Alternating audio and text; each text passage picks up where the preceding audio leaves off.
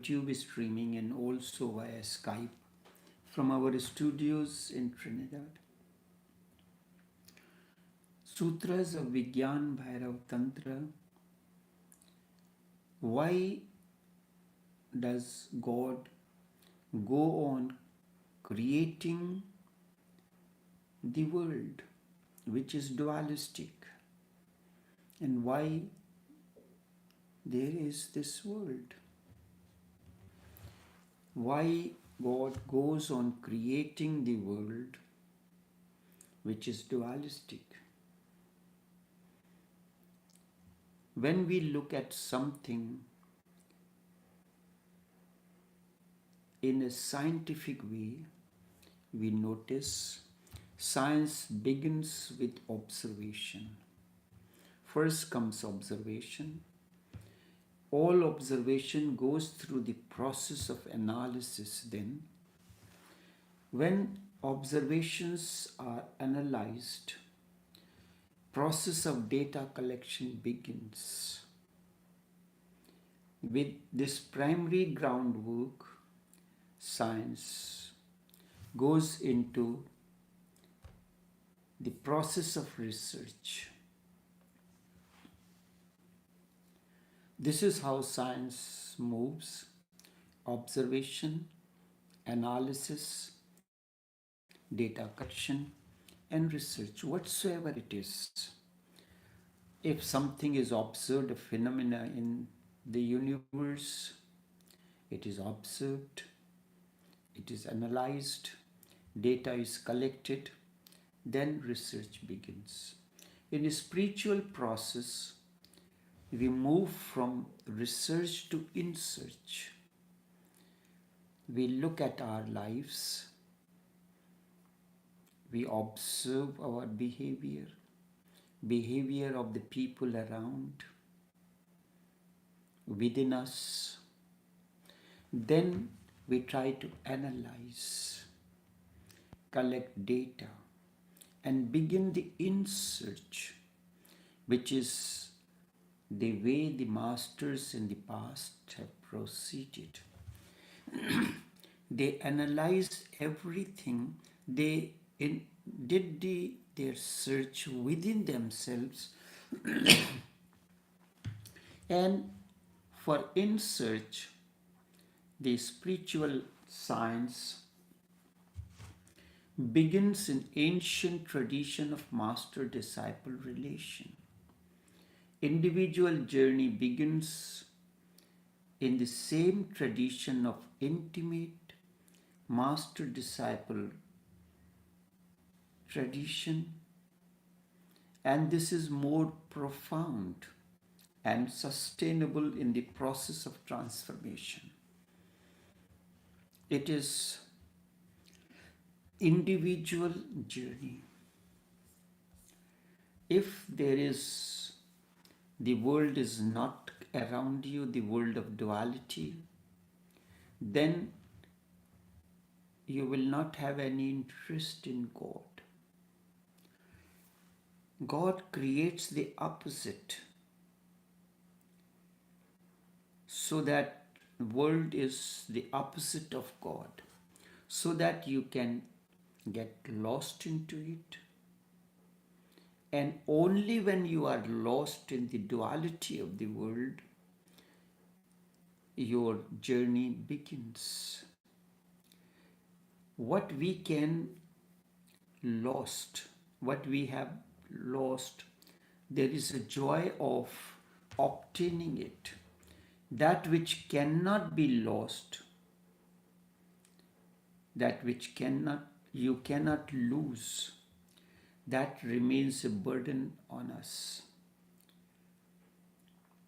If God has created something that you can get lost into, we are lost into the world, its duality, male, female, all kind of dualistic way, we get lost into it. Then a time comes, we get fed up with this. We fed up the ordinary life of this and that.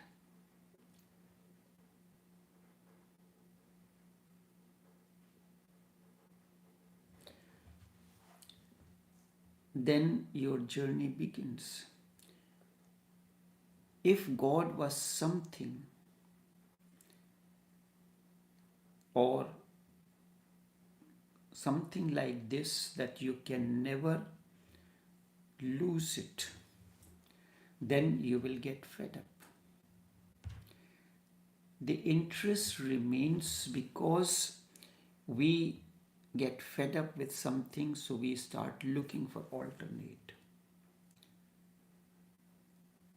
You will, if there was only God, then you would have become so much fed up that you can never get fed up with anything else.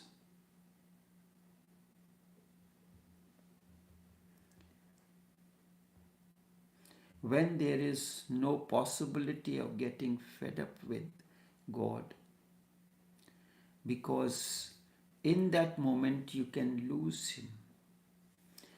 In the same way, the day you are so much absorbed in the world and its ways and means, the day you are fed up with that, your journey backward begins.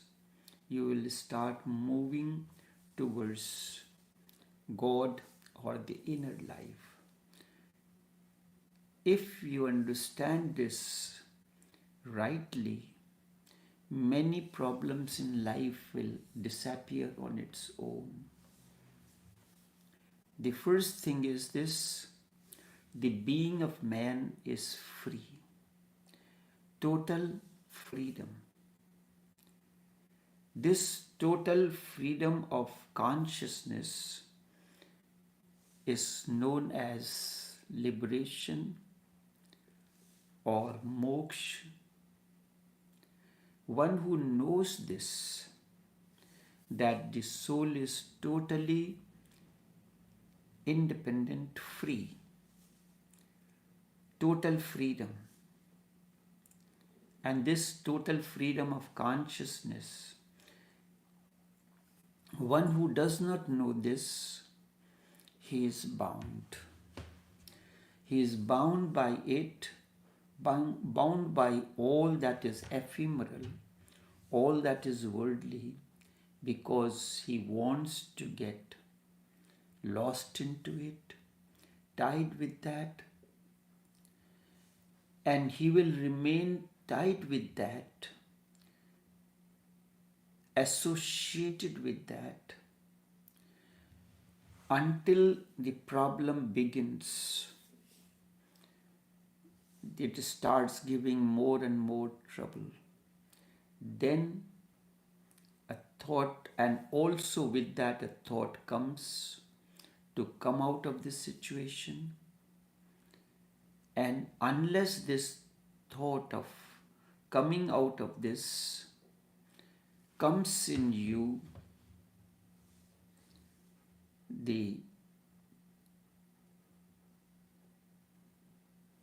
that is important. This has to begin first. And also remember, nothing happens in this world before its time. Everything will happen at its time. The fruit will ripe at its own time. The sun will rise at its own time. Yes, it can be predicted. Nothing happens before time. This means when you are totally ripe with the problems around you, and this feeling gets intensified to break that bondage, to come out of that. As long as you are unripe, the fruit is unripe, it will not fall. The moment it is ripe, it falls on its own. The day the fruit of your pain and suffering with the world gets ripe, that day you will fall into something which is inner or godly, not before that. So two things is, you have to get fed up with all those things that are happening around you, the normal ways and means, the normal life, running here and there for this and that. And second thing, the suitable time, when the time is ripe. That is why you are stuck, because neither you are totally finished with it, no, the time is right. Sometimes it happens when you have reached halfway, the fruit is ripe, it can be picked up. That does happen. So the similar situation happens when you are in the process of getting ripe. Time comes in, you are attracted to something, your inward journey begins. It does not mean that there is any shortcoming in your process of austerity or sadhana. You are stuck simply because you have not experienced the pain and suffering in its totality. If you are eating food and you are not totally into it, you have not enjoyed it, then you will not be satiated. Only then you will stop eating when you have experienced it in totality. In the same way, you have not, whenever the problem of pain comes in or suffering comes in, you try to escape from it. You are not going to its depth. You are not allowing it to ripe in a natural way. A fruit that ripes in the sun,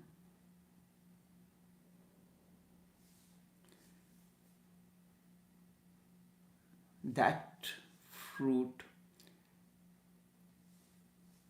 which hides itself in shadow from sun, and then he goes on thinking, why am I unripe as yet?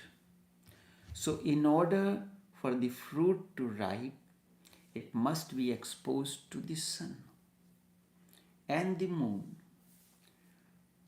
Two things happen. When you taste a raw mango, it is sour. When it is ripe, its sourness changes to sweetness. Any fruit you take, its taste differs in the unripe stage than when it is totally ripe. It is the energy of the sun that makes the fruit ripe and brings sweetness to it. So if there is a fruit that has completely exposed itself to the sunlight, it will get ripe naturally.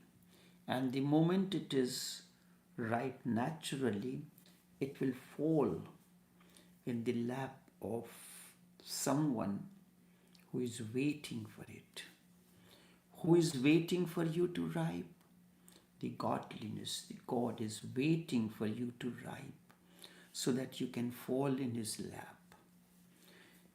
On the contrary, there is another fruit which is hiding itself in the shadow so that not even a single ray of sunlight can fall on it, and then goes on complaining, why am I unripe?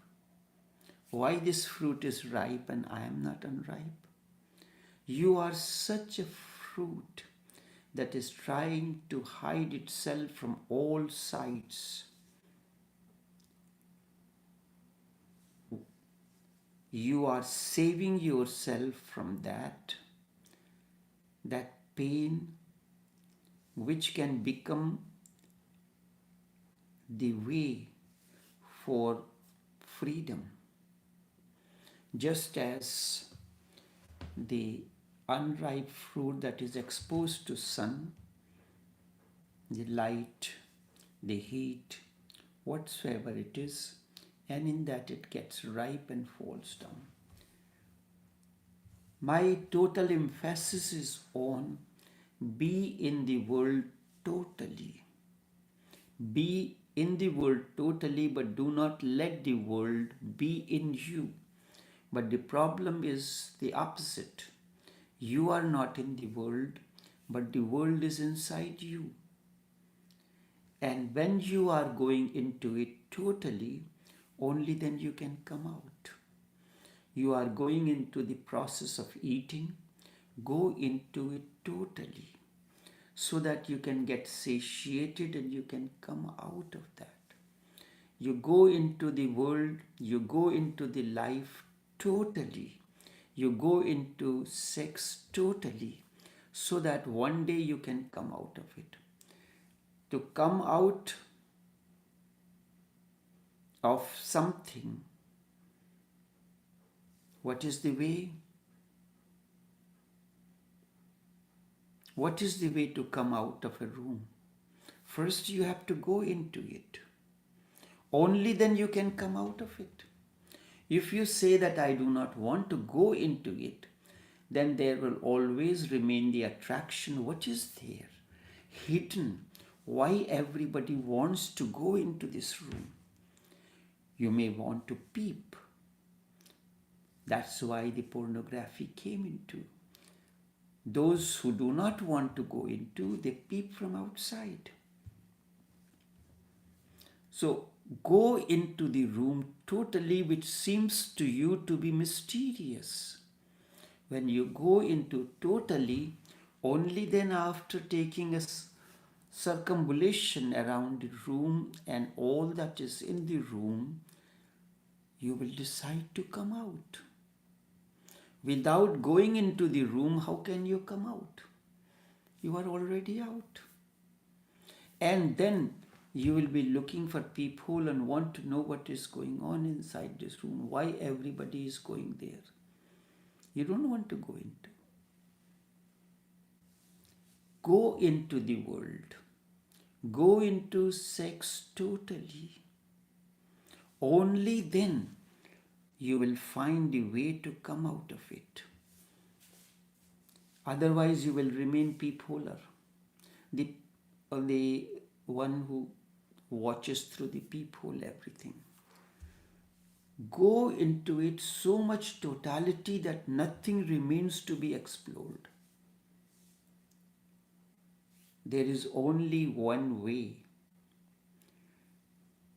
for pain or suffering to leave you.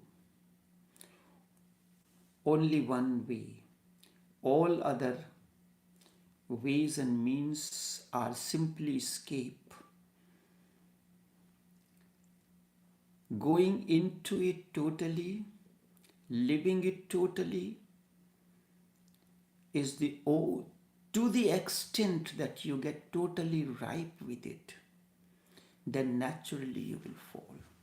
You are forcing this and that into your life. You are trying to escape from sex. You are going into, you are avoiding, but you do not want to go into it totally. So how can you get ripe? And unless you ripe, you will never fall. The moment you have learned the art of going into it totally, you have gone into it totally,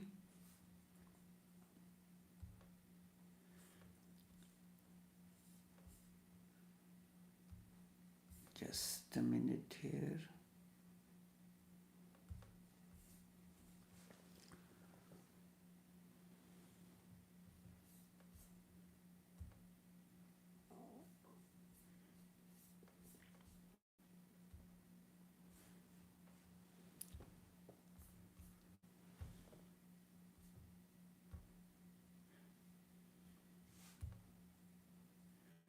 The moment you go into it totally,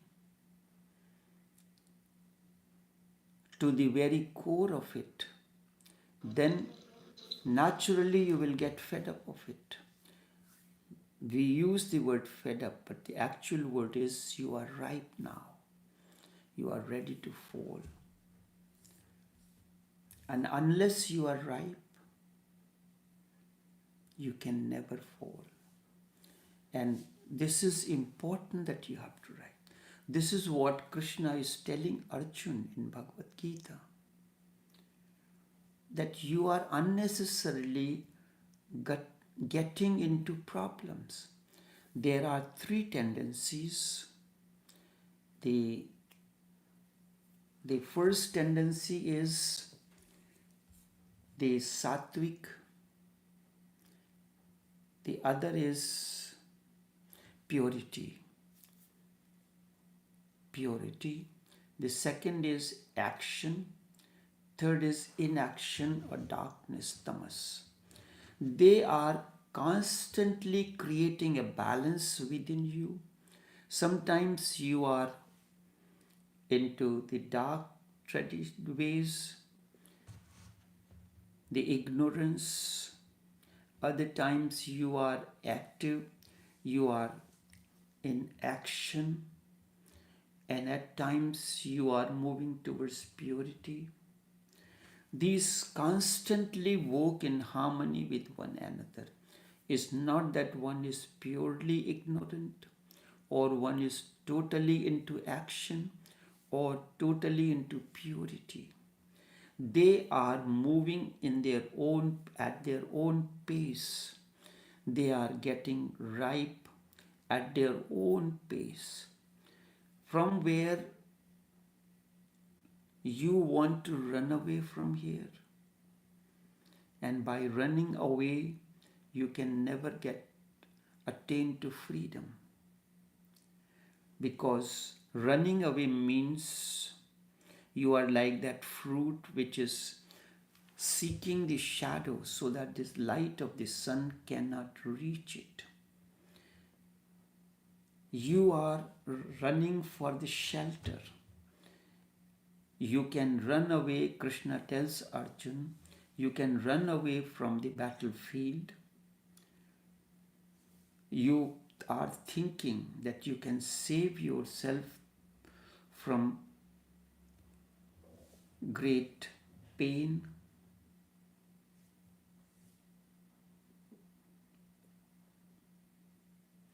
But this process of pain that you have to undergo can really become the way of freedom.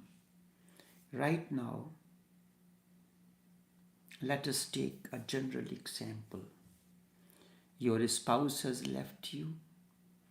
You are suffering pain. You are looking for shadows, going here and there, starting another relationship, maybe permanent, maybe short-lived, maybe just casual. So these are nothing else but you are looking for the shadow. You are like that fruit which is unripe and looking for the shadow.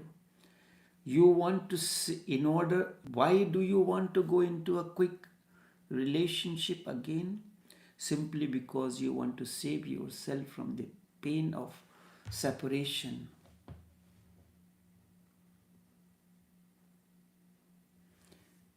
A poet said, his composition, मधुर मिलन के विस्मृत चिन्हों, तुम न करना मेरी याद, है वियोग ही अंत जीवन का, मिलन घड़ी भर का इन्माद. O withering impressions of thy sweet remembrance, O withering impressions of thy sweet remembrance, never let the eyes glitter with unshed tears because of this separation. Never let the eyes glitter with unshed tears because of this separation. Parting is the ultimate goal of life. Parting is the ultimate goal of life, and meeting a moment's ecstasy. If you have met the person, it is a moment's ecstasy. You want to save yourself from this pain of separation from your spouse, so you are seeking the shadow.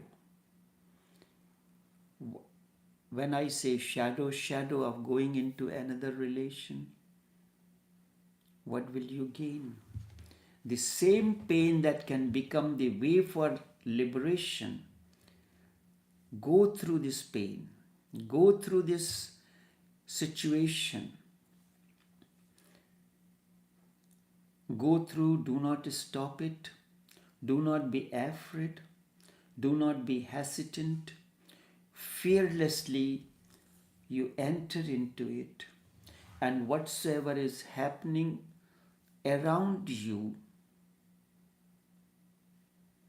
allow its totality to sink into you. Let the fire be lit totally. Let there not be the smoke of any kind remain. You get totally burned into it. And from that alone, a new sprouts will begin.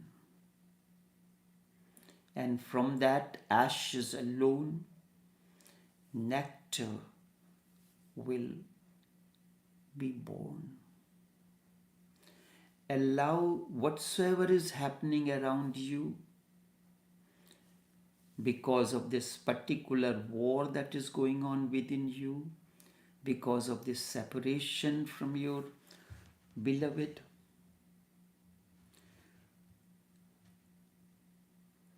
go into its totality.